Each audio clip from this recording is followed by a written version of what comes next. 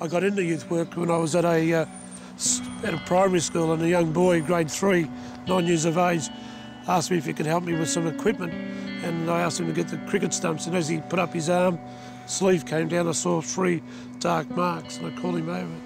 And I said, "What's that?" He said, showed me reluctantly, they were 3 cigarette burns. And so I went to the principal afterwards, and she went on to tell me a lot of the kids from that school were coming from similar violent, dysfunctional backgrounds, and that's what made my decision to climb out of that field and go into youth work. Establishing the 20th Man Fund nearly 30 years ago, Les Twentyman has devoted much of his life to helping young people, particularly the homeless. I think the 20th Man Fund, we fight the war on disconnected, disenfranchised kids in the trenches. I see them as young people who have been cheated out of their lives.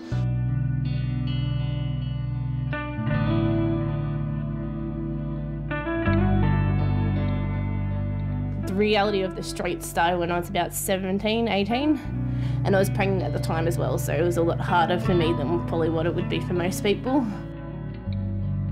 Most people go into the drug scene because they can't deal with it, really. It's pretty much each day you take it as it comes. You don't know what's going to happen, you don't know if you're even going to survive through the night. Emma's life is now back on track thanks to the crisis care accommodation and support established by 20th Man. As a youth worker, you get the buzz when you get a young person a job, you know, and they get on with their lives, or they're homeless and you find them accommodation, and through that they're able to turn their backs on other tempting things like drugs and that. And of course on the other side, you know, I've buried, you know, about 80-odd young people in the past 10 years, 70 from drug overdoses and 10 who have been murdered because of drug debts and things like that.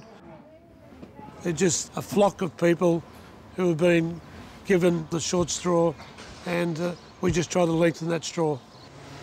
How are you? Yeah, good. Bloody cold, isn't it? Yeah, it's freezing outside. I'm picking up the bread, which we do every day, because a lot of the clients that come into our office at Footscray haven't eaten since yesterday, and they don't have any money. You know, a lot of them are homeless, but it's certainly good for their spirit that they're having something nice. From humble beginnings providing Christmas presents for Melbourne's homeless, the work of the 20th Man Fund has grown substantially over the last 3 decades. We have 150 people who use our office as their mailing address because they're sleeping in squats or couch hopping or whatever. And with that, you know, as I said, comes the issues around food and other necessities in the way of school books and things of that nature. The 20th Man office provides a base for the homeless, somewhere they can seek counselling, see a doctor, get a sense of worth and hopefully get back into society. We're very big at the moment on proactive things like education, where we've put something like 12,000 homeless kids through school, 300 through university. You know, we have 43 basketball teams that play every Wednesday and every Saturday. Have a elite sports program where we've got about 11 young people who one day will represent Australia in either soccer or in basketball, going through the World Gym and and things like that. The refuge is primarily for kids who are in crisis and running for their lives in a lot of cases. They have workers around them through Melbourne City Mission who are able to direct them hopefully into longer term accommodation. Basically give them some sort of chance to get back on track. A tireless worker for those who've been knocked about, Les recently suffered his own setback. Les had a terrible time last year with a surgical operation that went horribly wrong, nearly lost his life. All I remember was getting on the trolley, being kissed goodbye, and saw the needle go into my arm, and that's all I remember for the next 2 months, and I nearly died on 2 occasions. I thought it would just take him like years to get over that. Instead of that, he has bounced back, because as soon as he was out of hospital, he was back doing what he loves doing, which is being involved with street kids. Les came along and actually spoke to all our Year 5, 6 students.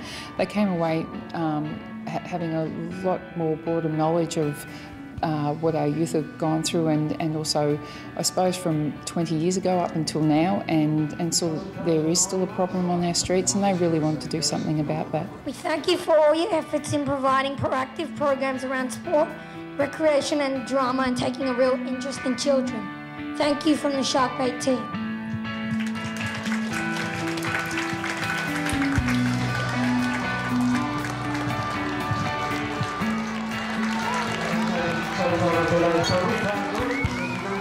He sets himself aside from other charity organisations, that he's actually in there working with them on a daily basis and lives and breathes the experiences that they go through. I'm only one soldier in a tidal wave, you know, that's been at almost tsunami type proportions.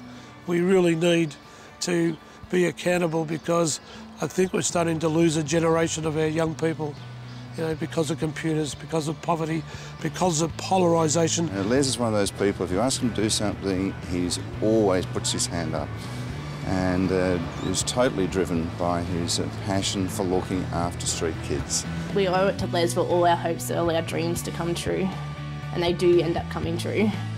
I may be the conduit for, you know, education or food or, you know, a kid being able to play footy, but I'm just part of the team.